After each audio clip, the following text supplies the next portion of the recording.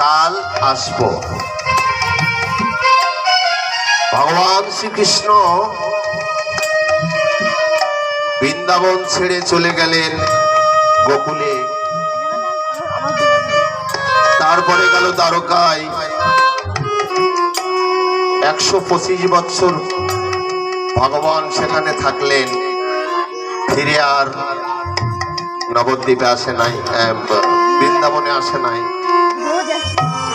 কিন্তু ভগবান যদি বৃন্দাবন পরিত্যাগ করে চলে যায়, তাহলে শাস্ত্রে বললেন যে উত্তমতী সেই লীলা করে সামরাই, কোন কোন ভাগ্যবান দেখিবারে পায়। তাহলে ভগবান যদি চলে যায় দ্বারকায়, তাহলে বৃন্দাবনে থাকলো কে?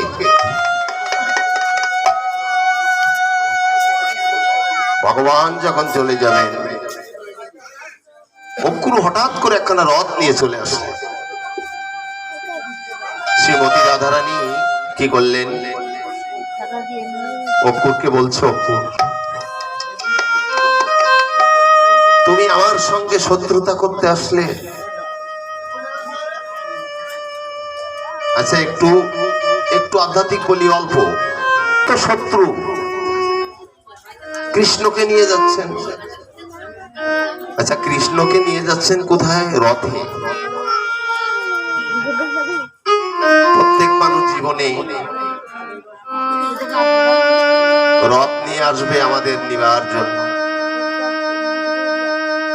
আমাদের ভিতরে যে কৃষ্ণ ভগবান আছে, সে যেদিন এই দেহ ছেড়ে চলে যাবে, সেদিন আমাদের রথখানা নিয়ে আসবেন বিষ্ণু দূতেরা। সেদিন আপনি কি করবেন? সমস্ত সবকিছু পরিত্যাগ করে আপনি প্রস্থান হয়ে গেলেন। প্রস্থান মানে আপনি স্টেজে উঠেছেন, নাটক করছেন, করতে করতে প্রস্থান হয়ে গেলেন, রোলটা শেষ হলো। কিন্তু আবার যে আসতে হবে, এরপরে রোলে আসতে হবে। কিন্তু যাদের মহাপ্রস্থান হয় তাদের আর আশা লাগে না। মহাপ্রস্থানটা কি? যারা এই পৃথিবী ছেড়ে চলে যায়, গোবিন্দের চরণে লীন হয়ে যায়, তাদের আর ধরায় আসতে হয় না। যেমন আপনাদের মতো বৈষ্ণব গেলে আর আসবেন না, আপনারা গোবিন্দের চরণে থেকে যাবেন। কিন্তু আমার মতো অভক্ত অবৈষ্ণব এর বারবার আসা যাওয়া করতে হবে। আমার প্রস্থান হবে, কিন্তু মহাপ্রস্থান হয়নি। তাহলে আপনি যেদিন আবার আপনার এই দেহ থেকে প্রাণ পাখি চলে যাবে, আপনি কত আদরের, কত প্রিয়, সবকিছু ফেলে রিক্ত হস্তে চলে যাবে, সব বিদায় দিয়ে দেবে। কোথায় গিয়ে দাঁড়াবেন আপনি? ভব নদীর ঘাটে। সেই ঘাট কিন্তু সবার পার হতে হবে।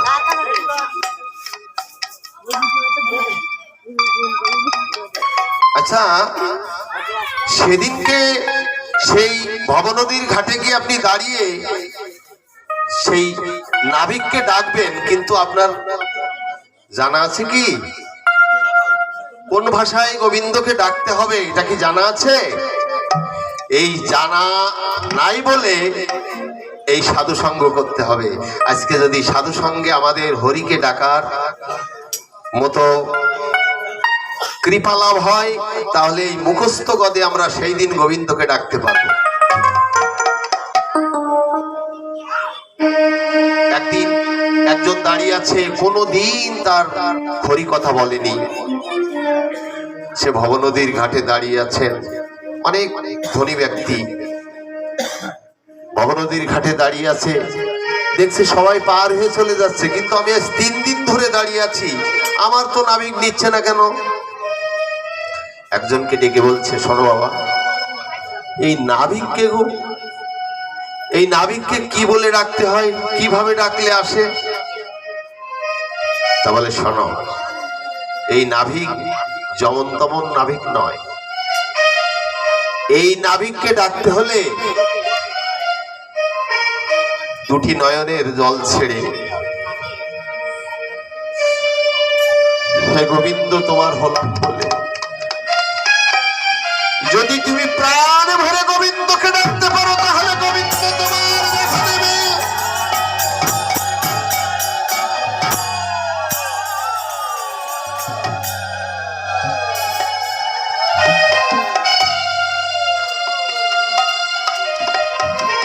বলছে কাঁদতে হবে? বলে হ্যাঁ। কাঁদতে হবে কেন? শাস্ত্রে বলেছেন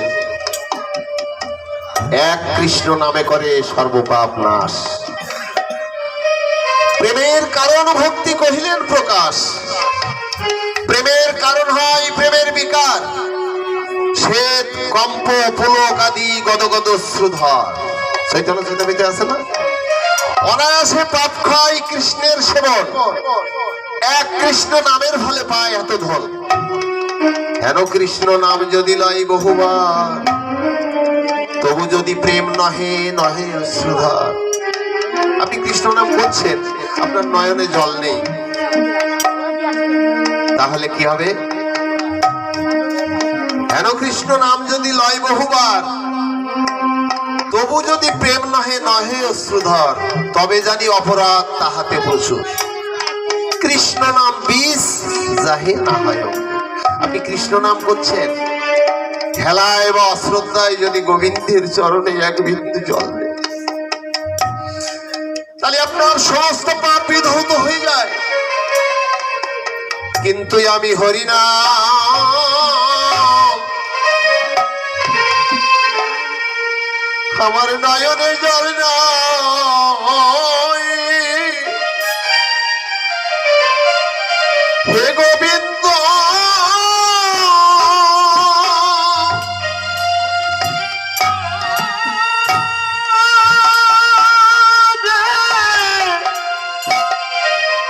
গোবিন্দ রে,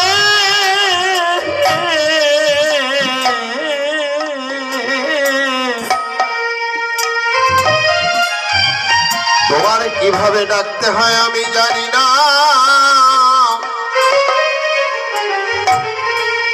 কিন্তু আমার মানবিক জীবনে আমি কোনোদিনই সাধু সঙ্গ করি না।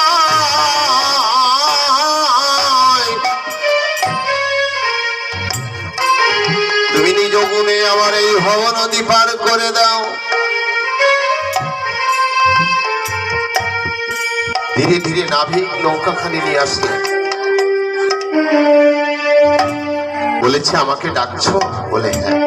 কেন? বলেছে কোনদিন আমি সাধু সঙ্গ করিনি, কিভাবে তোমার ডাকতে হয় জানি না। তুমি কৃপা করে যদি এই ভবনদীর ঘর বাড়ি করে দাও,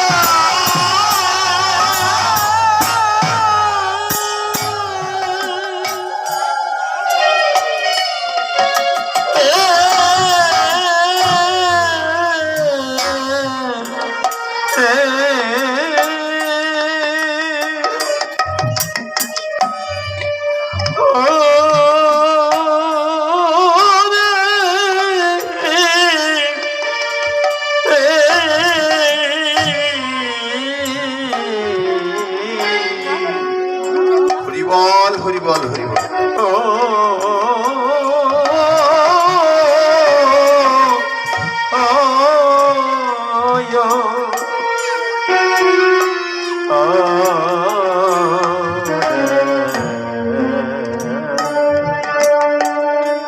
নাবিক ধীরে ধীরে এসে বললেন,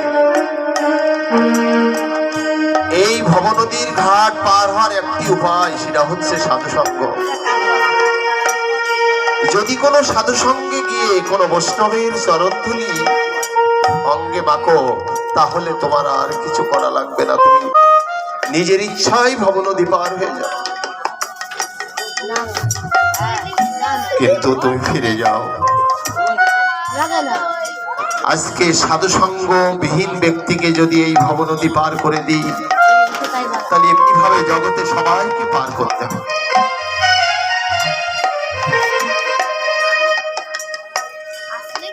তাই সেই অনুকরণ করে আমি বলছি, বৈষ্ণবের চরণে বলি দাও দাও আমার, বলি দাও দাও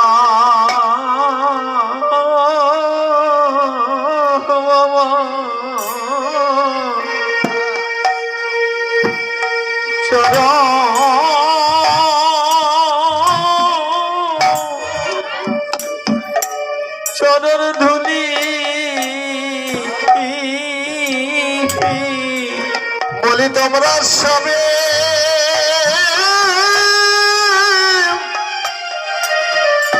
বৈষ্ণব গণে বলে দাও দাও আমার চরণ ধুলি ওই তোমরা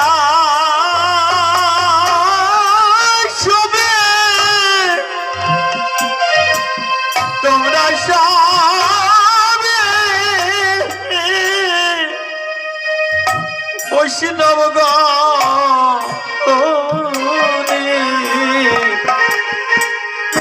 ভাগবতের আদি লীলায় পঞ্চম শ্লোকে বলেছেন, আমার ভক্তের পূজা আমা হইতে বড়। সেই প্রভু বেদে ভাগবতে কইল দড়। আমার সেবা পূজা না করে যদি আমার ভক্তের সেবা করে, আমি তার কাছে দাস হয়ে যাই। হ্যাঁ, ভক্তমাল গ্রন্থে বলেছেন যে বিষ্ণু ভক্তির চেয়ে বৈষ্ণবের সেবাই বড় ধর্ম। চৈতন্য চৈতন্যতে কি বলেছেন? ভক্তপদ ধুলিয়ার ভক্তপদ জল, ভক্ত ভুক্ত অবশেষ তিন সাধনার বল। আপনি কোথায় যাবেন? ভক্তের চরণ আশ্রয় না করে, কারণ আপনি আশ্রয় তত্ত্ব বাদ দিয়ে আপনি বিষয়কে পাবেন না। কারণ আপনি কোন উচ্চ পর্যায়ে যাবেন, কিন্তু আপনার যোগাযোগ মাধ্যম লাগবে, ডাইরেক্ট আপনি যেতে পারবেন না। সেই যোগাযোগ ব্যবস্থাটা কি? সেটা হচ্ছে সদ্গুরু। আচ্ছা, গুরু স্বরূপ কি? গুরু স্বরূপ কি? চৈতন্য চৈতন্যতে বলেছেন, জীবে সাক্ষাৎ নাই তাতে গুরু সত্য রূপে, শিক্ষা গুরু হন কৃষ্ণ মহন্ত স্বরূপে। তাই তো, শিক্ষা গুরুকে তো জানি কৃষ্ণের স্বরূপ, অন্তর্যামী ভক্ত শ্রেষ্ঠ, এই দুই রূপ। অন্তরে অন্তর্যামী রূপে, বাইরে ভক্ত রূপে, একই বিষয়ে শিক্ষা দিলেন। হ্যাঁ, এটা চৈতন্য চৈতন্যতে বললেন। তাহলে আপনি ভক্তের চরণ স্পর্শ না করে ডাইরেক্ট আপনি গোবিন্দর কাছে যেতে পারবেন না। তাহলে অতি সহজে কার পাওয়া যাবে? রাধার চরণকে আশ্রয় করলে কৃষ্ণের চরণ অনাসে পাওয়া যাবে। বলেছেন, রাধা পূর্ণ শক্তি, কৃষ্ণ পূর্ণ শক্তিমান, দুই বস্তু ভেদ নাই, শাস্ত্রের প্রমাণ। আচ্ছা, আমরা রাধা বলি, আচ্ছা রাধাকে জানেন তো? ভাগবতে কিন্তু রাধার কোনো কথা নেই। কাকে বলে রাধা? রাধা কোনো নারী না কোনো পুরুষ?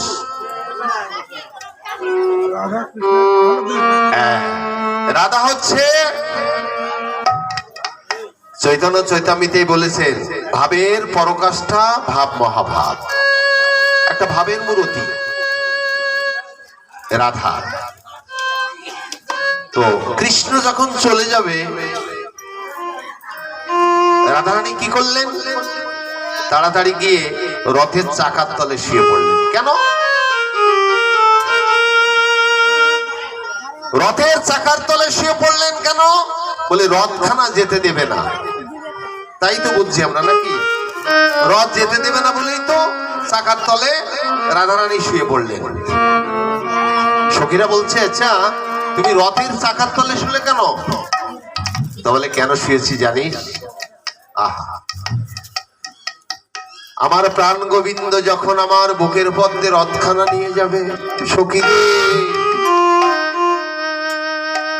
আমার বুকের পদ্মে যখন রথখানা নিয়ে যাবে,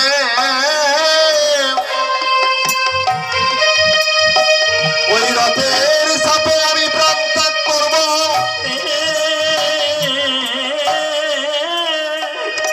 তাহলে আমার এই মৃতবদন দর্শন করে আমার গোবিন্দ যেখানে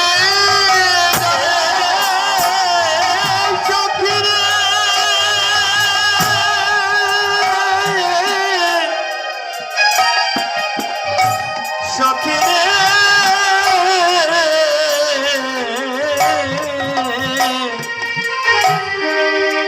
রে প্রাণ সখী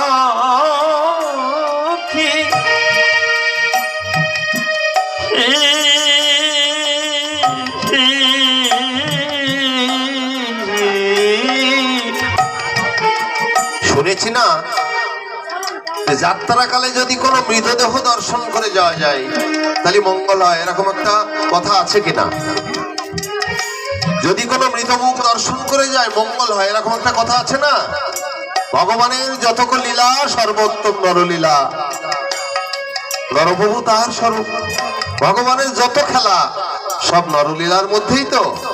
তাই বলছেন আমি রথের চাকার তলে শুয়ে পড়লে আমার বুকের মধ্যে যখন রথখানা যাবে আমি দেহ রাখবো, তো আমার এই বদন দর্শন করে আমার গোবিন্দ যেখানে যাক আমার গোবিন্দের মঙ্গল হবে। বিশাখা বলছে বুঝেছি, যে কৃষ্ণ ভজে সে বড় চতুর। ও শ্রীমতী তোমার কোনো লাভ নেই? বলে আমার কি লাভ? বলে তোমার বেশি লাভ। তার মানে রাধারানীর যে লাভ সেই লাভটা ধরার মতো সখী আর নেই। বিশাখা বলছে তোমার বেশি লাভ। বলে আমার বেশি লাভ কেন? বলে শোনো, তোমার বক্ষের পথে যখন রথখানা যাবে তখন রথের চাপে তুমি প্রাণ ত্যাগ করবে, গোবিন্দ তো রথে বসে থাকবে। তাই তোমার ওই প্রাণ পাখি যেদিন উড়ে যাবে গোবিন্দের বদন দর্শন করতে করতে যদি তোমার মৃত্যু হয় তাহলে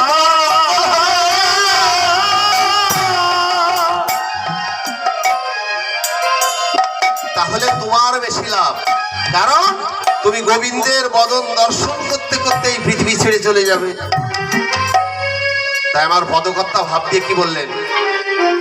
বলি দেখতে দেখতে শ্রীকৃষ্ণ চলে গেলেন।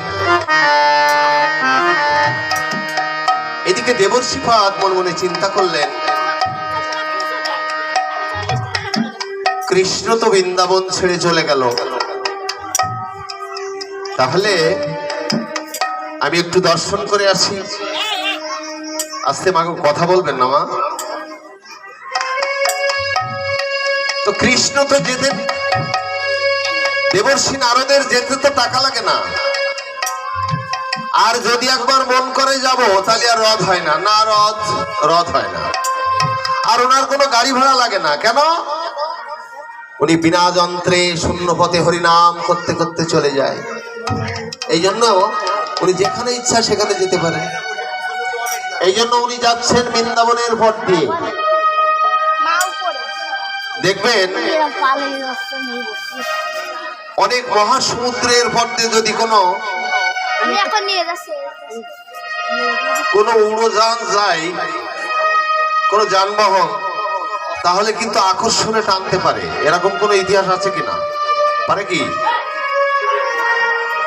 তো বৃন্দাবনের পথ দিয়ে যাচ্ছেন, বৃন্দাবনের বিরাহতাপ, রাধারানীর বিরাহতাপ নারদের অঙ্গে লেগে নারদ শূন্য পথ দিয়ে নেমে আসলেন বৃন্দাবনে।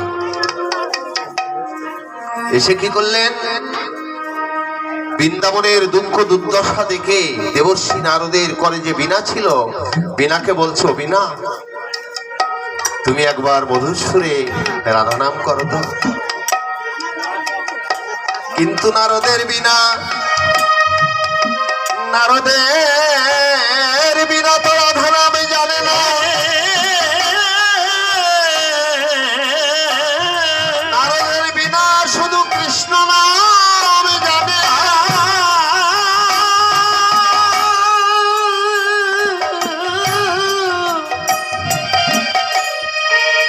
কিন্তু নারদ বলছে অবিনা, যে বিনয় রাধা নাম গাইতে পারে না সে বিনা আমি আর বাজাবো না। দেবর্ষি নারদ সেই বিনা পরিত্যাগ করলেন, আমি আর এই বিনা বাজাবো না। কেন? বলে যে বিনায় রাধা নামই জানে না সে বিনা আমি আর টেনে নিয়ে বেড়াবো না, পরিত্যাগ করলেন। এইবার রাধার কৃপা যখন বর্ষিত হলো তখন নারদের বিনা কি করলেন? বলি বেজে উঠিল বেজে উঠিল বেজে উঠিল বেজে উঠিল বলি নারদের বিনা বেজে উঠিল ওই নারদের বিনা বেজে উঠিল বলি জয় রাধে শ্রী রাধে বলে নারদের বিনা বেজে উঠিল জয় রাধে শ্রী রাধে বলে নারদের বিনা জেগে উঠিল জয় রাধে শ্রী রাধে বলে নারদের বিনা বেজে উঠিল জয় রাধে শ্রী রাধে বলে নারদের বিনা বেজে উঠিল যখন নারদের বিনা বেজে উঠেছেন দেবর্ষি নারদ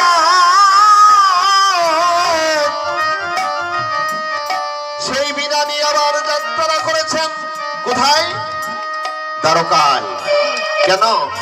প্রাণ গোবিন্দকে দর্শন করবে।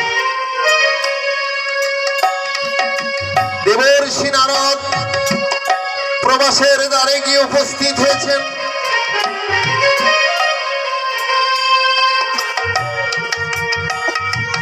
দেবর্ষি নারদের ঘরে যে বীণা ছিল সেই বীণাকে বলছে, বীণা রে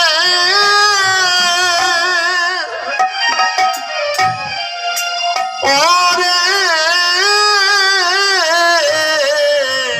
ও বীণা, তুই আর একবার রাধা নাম বল। কেন? বলে রাধা নাম বললে কৃষ্ণ জাগ্রত হবে। তখন নারদের বীণা আবার রাধা নাম করছেন, কিন্তু আগে যে সুরে ও সুরে নয়, এবার আর একটা ভিন্ন সুরে। সেটা কি সুর? জয় রাধে। গোবিন্দ আমার শয়নে ছিল, সহ্য পরিছিল হরি,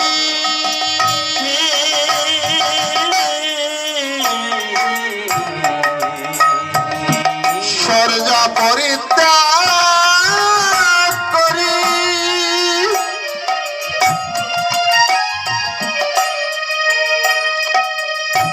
দ্বারে এসে বলছে, কে এমন বান্ধব আছে আমার রাধা নাম শোনালো। দ্বারে এসে দেখে মণিবর লহমর প্রণাম। দেবর্ষি ভাত দুটি নয়নের জল ছেড়ে বলছে, প্রভু আমি মণিবর নয়, আমি দেবর্ষি নারদ।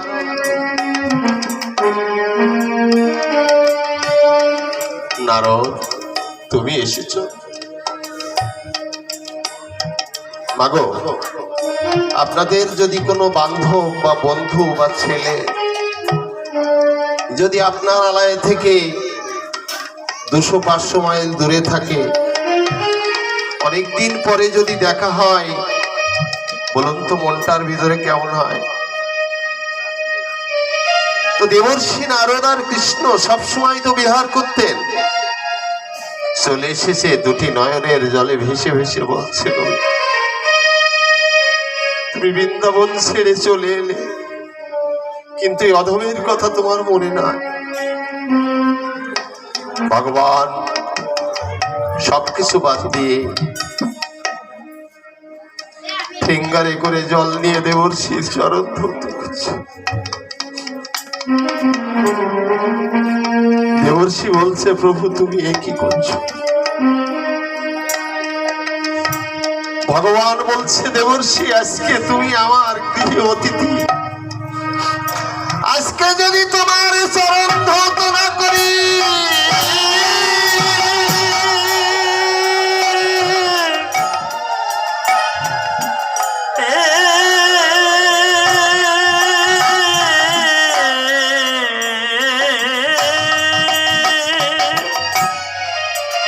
তাহলে এই জগতে কেউ ভক্তের চরণ ধরে না।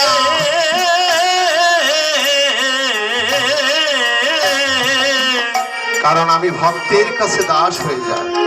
জানেন, আস্তে। যুধিষ্ঠির একটা যজ্ঞের আয়োজন করলেন,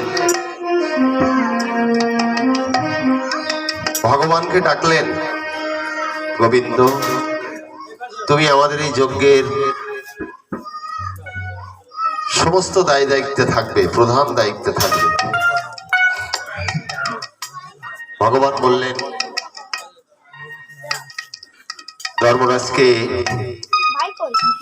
সমস্ত দায়িত্ব তো আমি পালন করি, কিন্তু আজকে আমি একটা দায়িত্ব যদি চেয়ে নিই, দেবে কি? ধর্মরাজ যুধিষ্ঠির বললেন, প্রভু তোমার কৃপায় তুমি যেটা বলবে সেটাই হবে। তা বলছে, শোনো, তোমার এই যজ্ঞের যে দ্বারে ভক্ত প্রবেশ করবে, ওই দ্বারে আমি ভক্তের চরণ ধরব। ধর্মরাজ যুধিষ্ঠির কেঁদে উঠে বললেন, হে গোবিন্দ, তুমি যদি ভক্তের চরণ ধোয়াও, তাহলে এই জগতের ভক্তদের সব অধোগতি হয়ে যাবে। বলছে, না, আমার চরণ সেবা করে ভক্ত কি সুখ পায়, আমি ভক্তের চরণ সেবা করে সেই সুখ উপলব্ধি করব।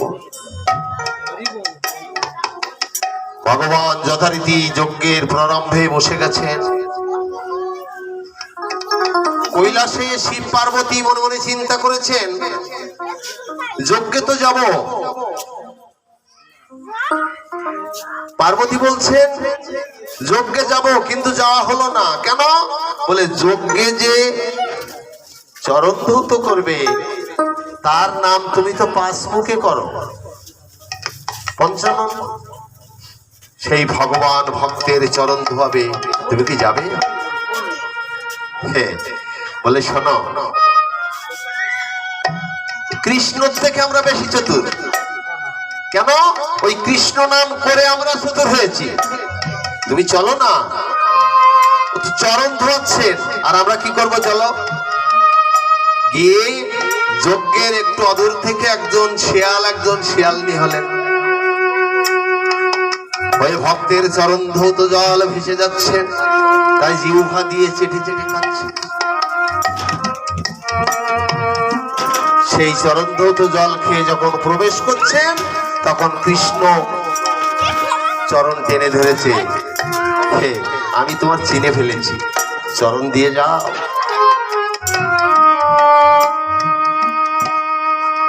ভক্তের চরণে কতগুলো লক্ষণ দেখুন। ভক্তের চরণ না ধোয়ালে, আপনার গৃহে কোনো অতিথি যদি আসে, আপনি কি করেন? এই যে মুদ্রা দিয়ে, এই যে বসেন, এই যে সোফা আসে বসেন, এই মুদ্রা দিয়ে বলেন। কিন্তু প্রকৃত যারা বৈষ্ণব, তারা আহ্বান করবেন কেমন ভাবে? আসুন প্রভু, কৃপা করে আমার এই পর্ণকুটিরে বসুন। প্রসন্ন চিত্র কেমন দেখুন। হ্যাঁ, এগুলো কার হয়? এগুলো যারা বৈষ্ণব সাধু সঙ্গ করেছেন, বুঝতে অনেক সহজ হয়। যেমন আপনারা আসলে সত্যি সাধু, যশোরে অনেক ভালো ভালো দলে কীর্তন করে, সেই সাধু সঙ্গ করেছেন, অনেকটা জানেন। তো যাই হোক, ভগবান কি করেছেন? দেবর্ষি পাদের চরণ ধোয়াই দিচ্ছে, দিয়ে কি করছেন? বলছে, দেবর্ষি, বৃন্দাবনে সবাই ভালো আছে তো? পিতা আনন্দ, মা যশোদা, সখাসখীগণ কেমন আছে বলো?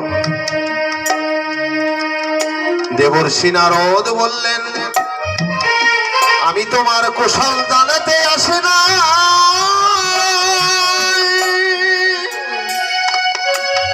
হে গোবিন্দ, গোবিন্দ,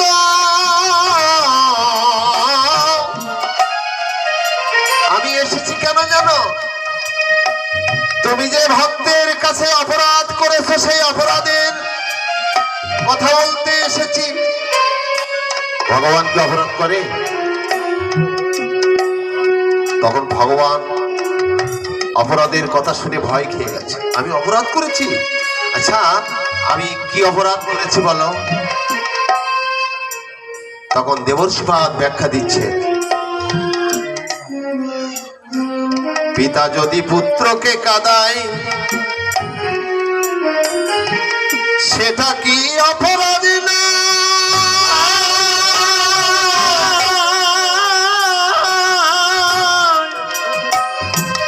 প্রিয়তমা যদি প্রিয়তমকে কাঁদায় সেটা অপরাধ না।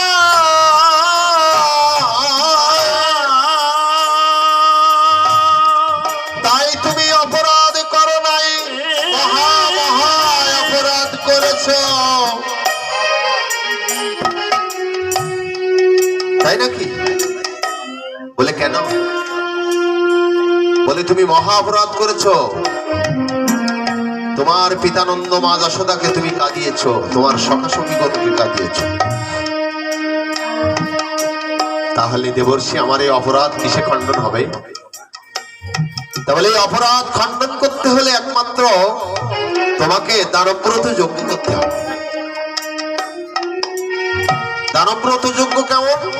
বলে যজ্ঞের শেষে তোমার কাছে যে যা চাইবে তোমাকে তাই দান করতে হবে। ভগবান বললেন, আমাকে যদি কেউ পতি রূপে চায়, বলে তুমি তো জগৎপতি, অসুবিধা কোথায়? বলি আমার যদি কেউ পিতা রূপে চায়, বলে তুমি তো জগৎ পিতা। বলি আমার যদি কেউ পুত্র রূপে চাই, বলি আমি তো কারোর পুত্র হতে চাই না, আমি একমাত্র যশোদার পুত্র।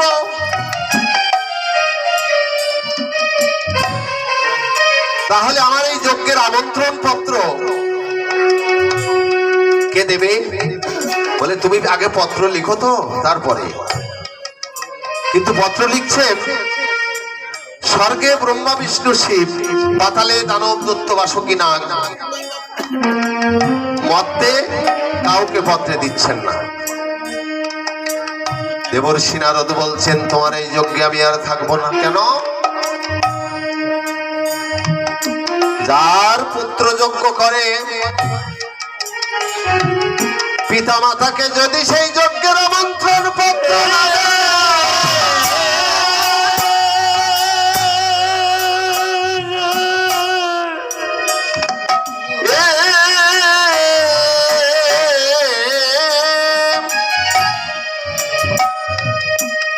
বলে সেটা শিববিহীন যজ্ঞ হয়ে যায়। তাই গোবিন্দ, আমি তোমার এই যজ্ঞে থাকব না রে। তার পিতা মাতাকে যদি আমন্ত্রণ না দেওয়া হয় তাহলে সেটা শিববিহীন যজ্ঞ হয়ে যায়। এই জন্য এই যজ্ঞে আমি থাকব না। আচ্ছা মা, একটা কথা বলি, আমরা তো কীর্তন শুনতে এসেছি।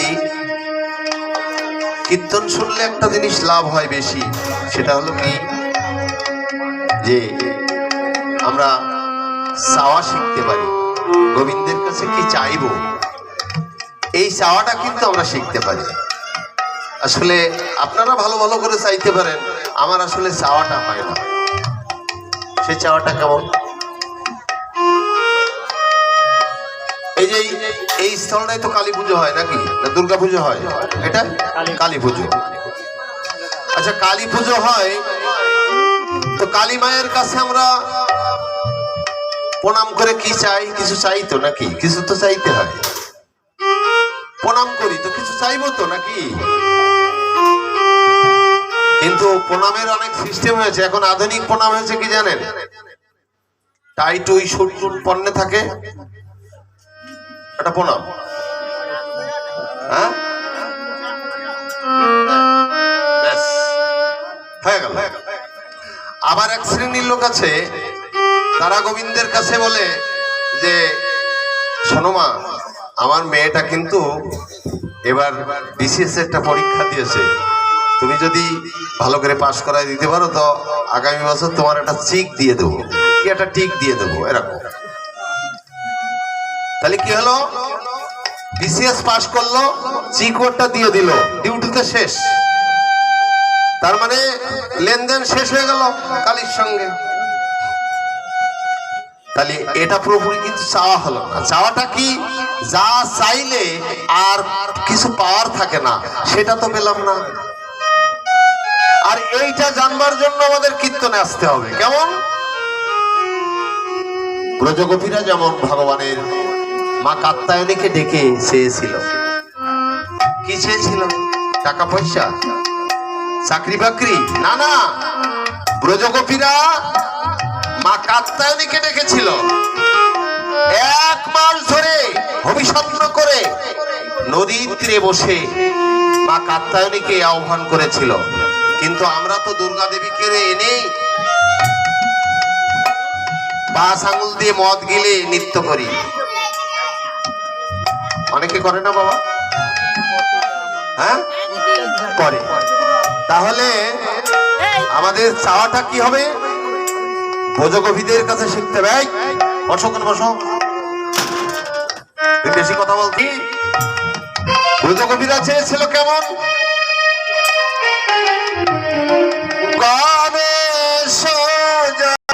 এসে বলছেন, মা আমাকে ডেকেছো? বলে হ্যাঁ মা। কেন ডেকেছি জানো? আচ্ছা, 1 মাস ধরে আমরা অভিষণ্ণ করছি, তোমার কাছে কিছু চাইনি মা কোনোদিন। তোমার চরণে একটি নিবেদনে কি জানো মা? প্রাণ গোবিন্দকে আমাদের প্রতিরূপে করে দাও।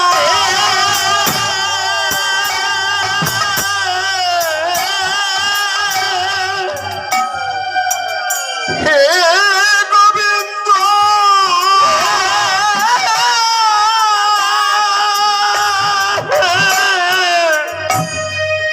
গোবিন্দ কৃপা করে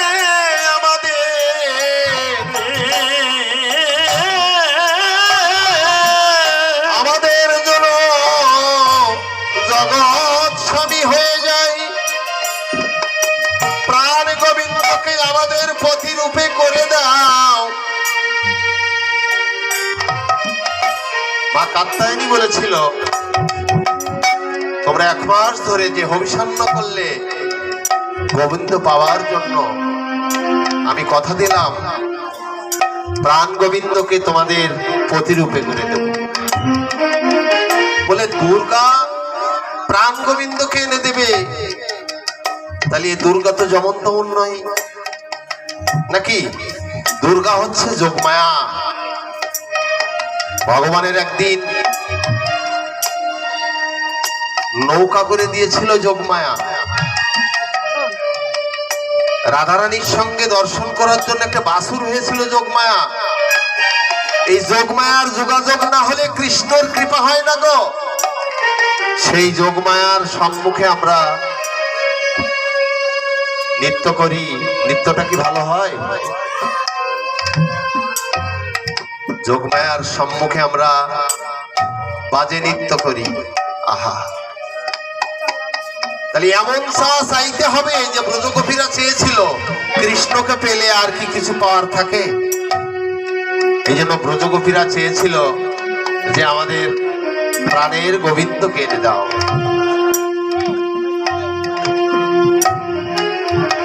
তাই দেবর্ষি ভাতকে বললেন, দেবর্ষি আমি পত্র লিখে দিই,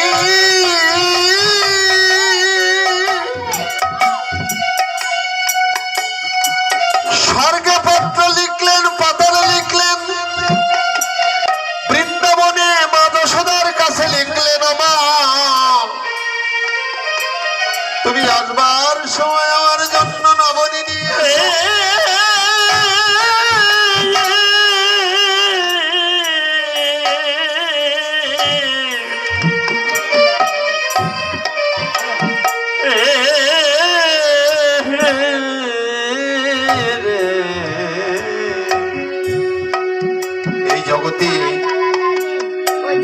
সব থেকে আপন হচ্ছে পিতামাতা। সন্তান যদি বিদেশে থাকে তো মায়ের প্রাণটা কাঁদে, আমার ছেলে কি খেতে ভালোবাসতো, সেই জিনিসটা তুলে রাখে, যদি আমার ছেলে আসে আমি তার মুখে দেব।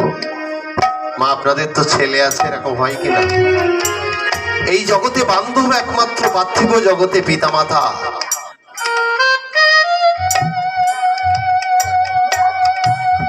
তাই আমার মা যশোদার কাছে পত্র লিখলেন, ও মা, তুমি আসবার সময় আমার জন্য নবনী নিয়ে এসো। কতদিন তোমার করে আমি নবনী খাই নাই মা। কিন্তু একটা কাহিনী হলো, কৃষ্ণ যেদিন চলে গেছে সেদিন থেকে মা যশোদার দৃষ্টিশক্তি নাই। কেন?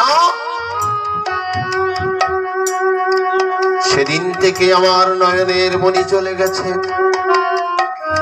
মা যশোদা দৃষ্টিশক্তি নাই। এ তো মা যশোদা গেল। এদিকে সুখসারী যেদিন কৃষ্ণ চলে গেছেন সেদিন থেকে সারি আর বৃন্দাবনের বদন দর্শন করে না। কেন? বলে যে বৃন্দাবনে কৃষ্ণ নাই, সেই বৃন্দাবন আমি এই নয়নে হেরব না।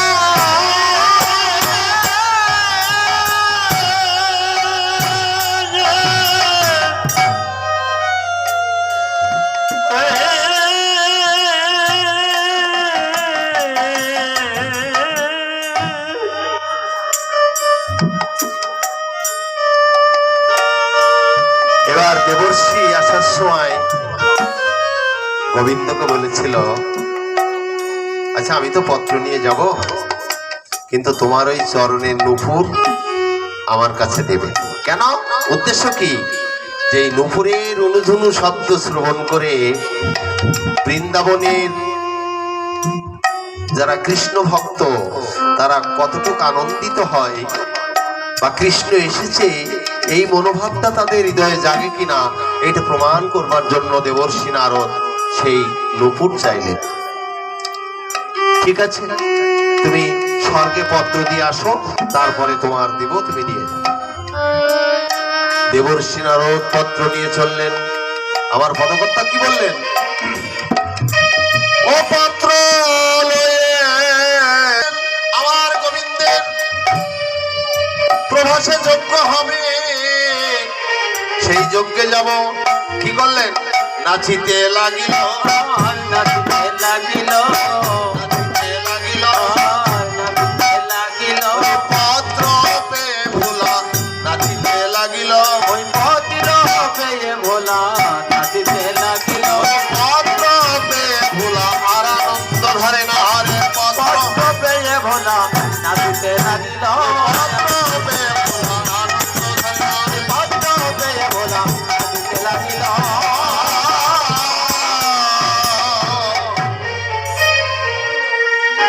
স্বর্গে আমন্ত্রণ করে, পাতালে বাসুকি নাগ দানব দত্তকে আমন্ত্রণ করে এবার মর্তে আসলেন। মর্তে সে দেবর্ষি নারদের ঝুলিতে যে ভগবান শ্রীকৃষ্ণের যে চরণের নুপুর ছিল, এই নুপুরটা বাজাতে বাজাতে যাচ্ছেন। এটা একটা পাবলিক ছিরি যারে বলে, যে বাজালে কৃষ্ণের চরণে নুপুরের ধ্বনি শুনে যদি কেউ একটু উদ্বুদ্ধ হয় যে কৃষ্ণ এসেছে, কৃষ্ণ এসেছে। কিন্তু বৃন্দাবনে সবাই তো চালাক, যে কৃষ্ণ ভজে সে বড় চতুর। সুখ বলছে, সারি ও সারি, তুমি যার জন্য চোখ বন্ধ করেছো সে আজকে এসেছে, এসেছে। এবার চোখটা খোলো। সারি বলছে, না, কৃষ্ণ আসে নাই,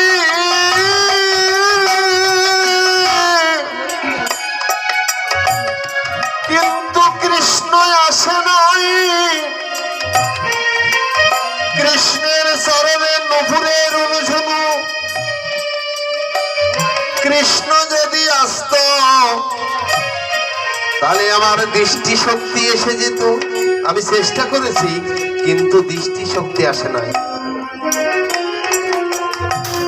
এদিকে আমার মা যশোদা পুত্রের জন্য কেঁদে কেঁদে দুটি নয়ন অন্ধ হয়ে গেছে। দেবর্ষি নারদ মা যশোদার কাছে গিয়ে বলছে, ও মা, তোমার পুত্র যে প্রভাসে যজ্ঞ করবে মা,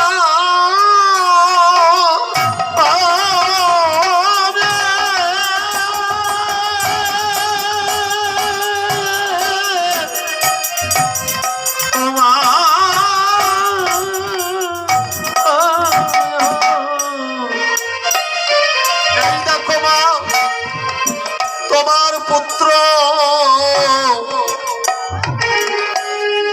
কত বিনয় করে তোমার কাছে লিখেছে মা, তোমার করে নবনী খাবে বলে।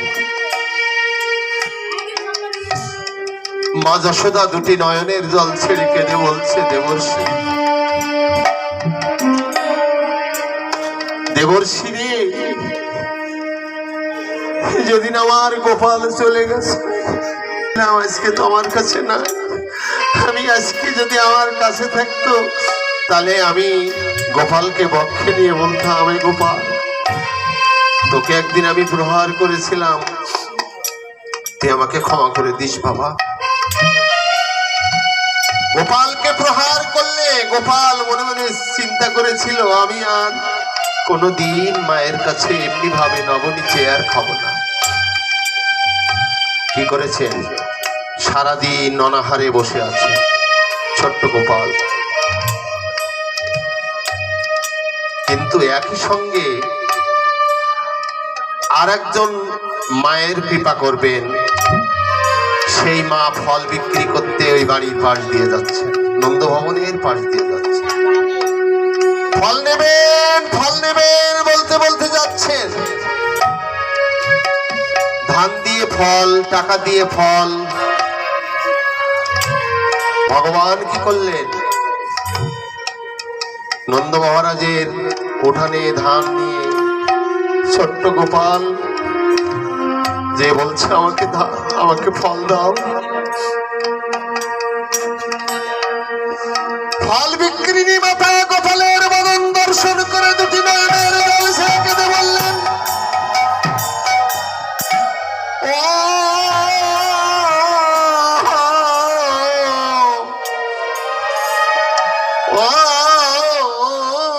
ময়লা বিধৌত হয়ে গেল। কেন? যার দর্শনে যায় মনের ময়লা, বর্ষণে হয় প্রেম তরঙ্গ। কৃষ্ণকে দর্শন করে বলছে, বাবা তুমি কে গো? বলছে, জানো, আমি একটু নবনী চুরি করে খেয়েছিলাম বলে মা আমাকে প্রহার করেছে। বলছে, তোমার নাম কি বাবা? বলে, আমার অনেকে অনেক রকম বলে ডাকে, কেউ গোপাল বলে, কেউ কানাই বলে। তুমি ফল খাবে? বলে, হ্যাঁ ফল দাও না। তখন ফল বিক্রিনী মায়ের ঝুড়ি থেকে ফল খেতে শুরু করেছে। ফল খেতে খেতে সমস্ত ফল সব খেয়েছেন।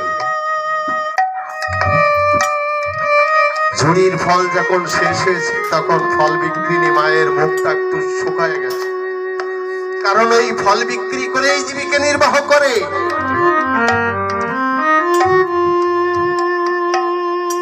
কৃষ্ণ বলছে, মা তুমি কষ্ট পেয়েছ?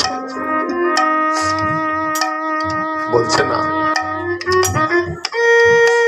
আমি কোনো কষ্ট পাইনি বাবা, তবে তোমার চরণে আমার একটি নিবেদন কি জানো? এই জগতে আমার কেউ না,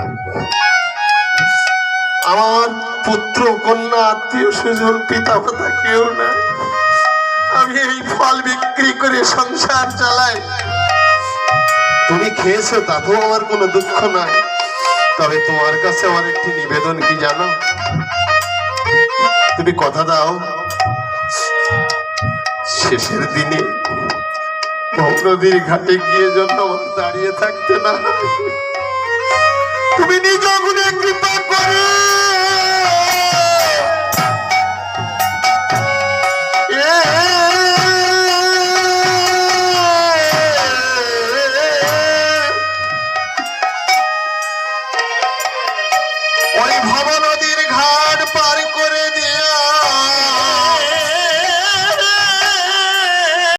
মণি চুরি করে খেয়েছিলাম বলে মা যশোদা আমাকে এমনি ভাবে প্রহার করেছে। কিন্তু মায়ের এই কথা এইগুলো মনে পড়ছে যে আমার গোপালকে আমি এমনি ভাবে প্রহার করেছিলাম। দেবর্ষি নারদ বলছে, দেখো মা, তোমার গোপালের লেখনী পত্র তুমি একবার দেখো কি লিখেছে দেখো। মা যশোদা বললেন, আমার দৃষ্টি শক্তি নাই, আমি দেখতে পাবো না। দেবর্ষি নারদ বললেন, তুমি জানো না মা, তোমার গোপাল পরশমণি, সেই পরশমণির লেখাপত্র তুমি নয়নে পরশ করো।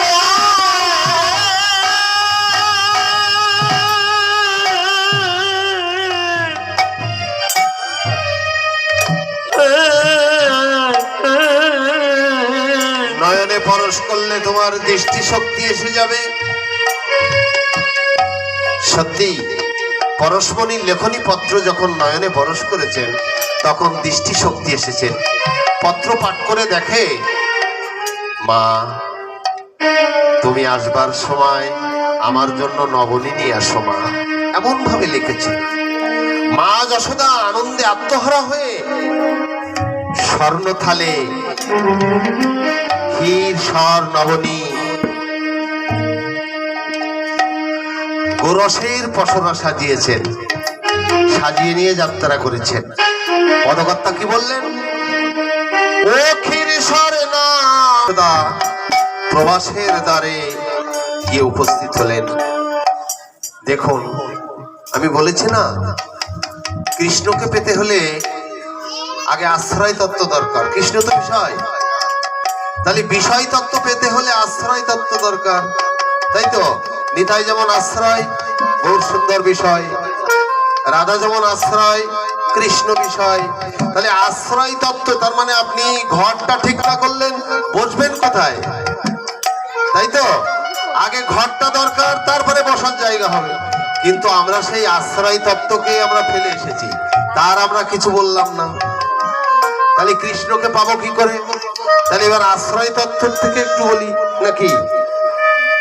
সবাই যে যেখানে বসে আছেন আস্তে